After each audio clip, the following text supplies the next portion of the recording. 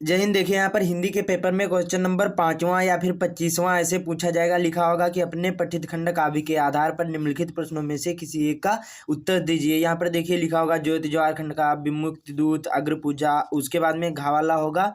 इसमें लिखा होगा मेवाड़ मुकुट के नायक का चरित्र चित्रण कीजिए, या फिर अथवा के आएगा कि मेवाड़ मुकुट खंड काव्य की कथावत संक्षेप में लिखे। तो आज के इस वीडियो में आप लोगों को बताने वाले हैं कि मेवाड़ मुकुट के नायक का चरित्र चित्रण कैसे लिखना है, क्योंकि बहुत ज़्यादा इंपॉर्टेंट है और ये 100% अपने अपने जिले वाइज आता है और ये 3 नंबर का आता है। तो वीडियो को पूरा देखना बहुत ज़्यादा इंपॉर्टेंट है।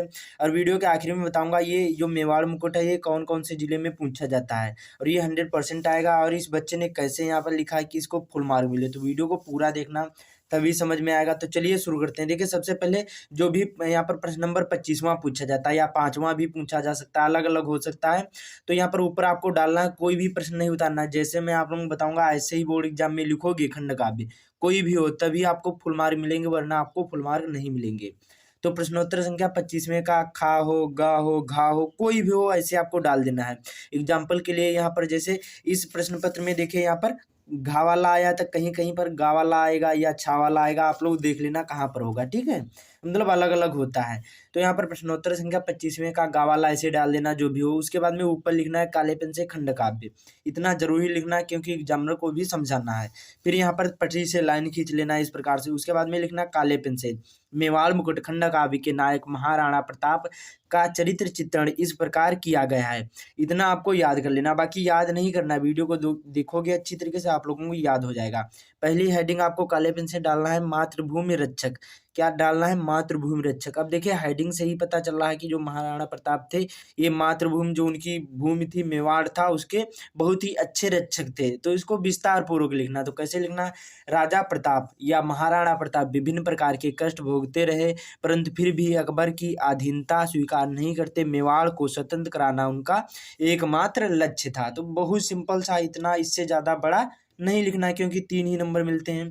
तो एक ही हेडिंग हो गई। क्या लिखना? मातृभूमि रक्षक में राजा प्रताप यहाँ पर विभिन्न प्रकार के कष्ट भोगते रहे, यहाँ पर परंतु फिर भी जो अकबर था कि अधीनता स्वीकार नहीं करते हैं। मतलब उनकी जो यहाँ पर क्या कहा जाता है कि उनकी जो यहाँ पर अधीनता का मतलब होता है कि उनको यहाँ पर उनके अकबर के बस में नहीं आना चाहता था, स्वीकार नहीं करते हैं। मेवाड़ को स्वतंत्र कराना उनका एकमात्र लक्ष्य था। उसके बाद में दूसरी हेडिंग डालना है अद्वितीय वीर।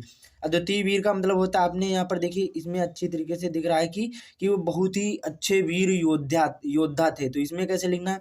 राणा प्रताप एक अपरिमित शक्ति संपन्न वीर योद्धा हैं। वे अकबर से युद्ध करते हैं तथा उसकी सेना के दांत खट्टे भी कर देते हैं। तो बहुत सिंपल सा है, मतलब हेडिंग ध्यान रखना, बाकी आसानी से आप लोगों को याद भी हो जाएगा। उसके बाद में यहाँ पर कर्तव्यनिष्ठ। अब देखिए राणा प्रताप कर्तव्यनिष्ठ एवं अद्वितीय योद्धा है। जो महाराणा प्रताप हैं कर्तव्यनिष्ठ एवं अद्वितीय योद्धा है, मतलब उनसे यहाँ पर उनके सिवा और कोई ऐसा मतलब योद्धा पैदा नहीं हुआ है।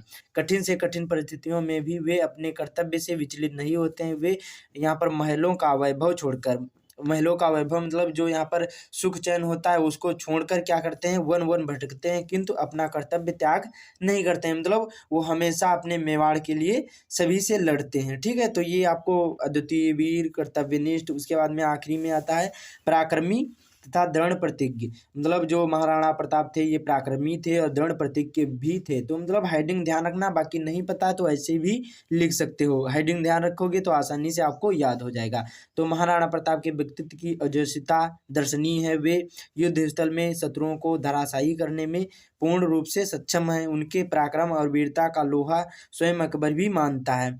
मतलब वो भी सोचता था कि हाँ महाराणा जो प्रताप थे बहुत ही पराक्रमी योद्धा हैं। उसके बाद में स्वयं अकबर भी मानता है। उन्होंने अपनी मेवाड़ भूमि को स्वतंत्र कराने का संकल्प लिया। तो इस प्रकार से आपको लिखना है जैसे मैंने बताया, और ये एक पेज से ऊपर नहीं लिखना है क्योंकि 3 नंबर का पूछा जाता है। पहली हेडिंग मातृभूमि रक्षक, अद्वितीय वीर, फिर कर्तव्यनिष्ठ, फिर पराक्रमी तथा दृढ़ प्रतीक। 4 हेडिंग आपको लिखना है, 3 नंबर मिल जाएंगे। तो इसी प्रकार से लिखना है, इसका स्क्रीनशॉट भी ले सकते हैं।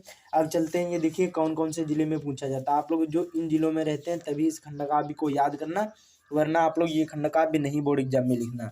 ठीक है, तो देखिए ये जो यहाँ पर मेवाड़ मुकुट के जो यहाँ पर कवि हैं तो कौन है, पंडित गंगा रत्न पांडे हैं। और कौन कौन से जिले में पूछा जाता है, बुलंदशहर में हो तभी याद करना, जो देवरिया के हो तभी याद करना, बरेली या फिर सीतापुर या सुल्तानपुर या बहराइच, तो इन जिलों में रहते हैं तभी इस खंड काव्य को याद करना, वरना आप लोग ये खंड काव्य नहीं याद करना। जो आपके जिले में हो कमेंट करना, मैं आप लोगों को वीडियो प्रोवाइड कर दूंगा। देखिए ये कितनी बार, मतलब 100% ये पूछा ही पूछा जाएगा।